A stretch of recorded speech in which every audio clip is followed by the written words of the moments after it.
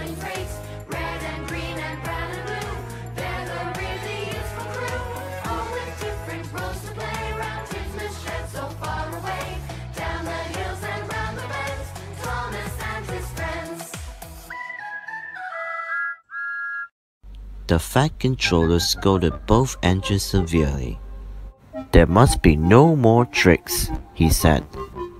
"I should be watching you both. I still had to decide which of you is to stay." He strolled away. The twins looked glum. Neither wanted to stay without the other. They said so. "Then, what is to do?" wondered Douglas. "Oh," said Donald. "Each one be as good as the other. Then he had to kid us both." Their plan was good, but they reckoned without the spiteful brake van. The van has taken a dislike to Douglas. Things always went wrong when he had to be taken out. His trains were late, and he was blamed. Douglas began to worry.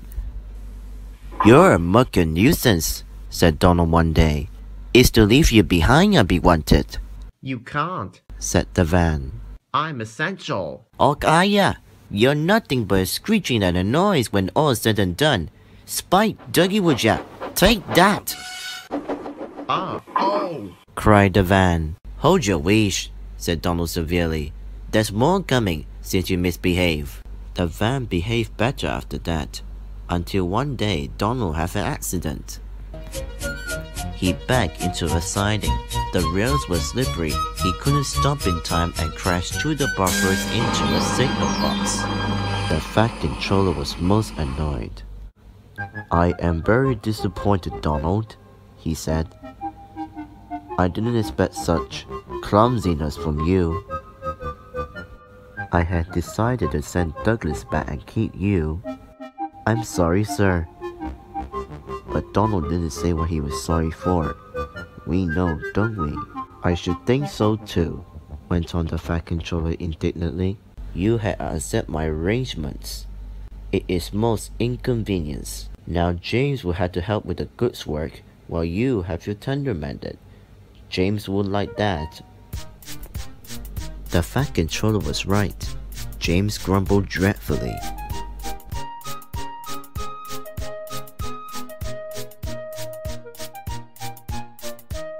"Anyone would think," said Douglas, "that Donald had his accident on purpose." "I heard tell," he went on, "about an engine with some tar wagons." Gordon and Henry chuckled. "Shut up," said James. "It's not funny." Well, said Douglas innocently. "Surely, James, it wasn't you. You didn't say." James didn't say. He was sulking next morning and wouldn't steam properly. When at last he did start, he bumped the trucks hard. James is cross. Snickered the spiteful brake van. We'll try to make him crosser still. "Hold back," whispered the van to the trucks. "Hold back," giggled the trucks to each other. James did his best, but he was exhausted when he reached Edgewood Station. Luckily, Douglas was there. "Help me up the hill, please," he panted. "These trucks are playing tricks." "We'll show them." Come on, puffed James crossly. Get moving, you, puffed Douglas from behind. Slowly but surely, the snorting engines forced the unwilling trucks up the hill. But James was losing steam. I can't do it, he panted. Let it to me, shouted Douglas. He pushed and he puffed so furiously that sparks leapt from his funnel. The guard was anxious. Go steady, he yelled to Douglas. The van's breaking. It was too late. The guard jumped as the van collapsed. He landed safely on the side of the line. Edward brought workmen to clear the mess. The Fat Controller was on board. I might have known or it wouldn't be Douglas. I'm sorry, sir. Maybe I was clumsy, but I wouldn't be beaten. It wasn't for young Trixie Van. I see, said the Fat Controller. Douglas was grand, sir, He said. James had no steam left, but Douglas worked hard enough for 3. I heard him from my yard. 2 wouldn't have been enough, said the Fat Controller dryly.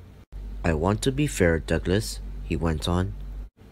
And I admire your determination, but I don't know. I really don't know. He turned and walked thoughtfully away.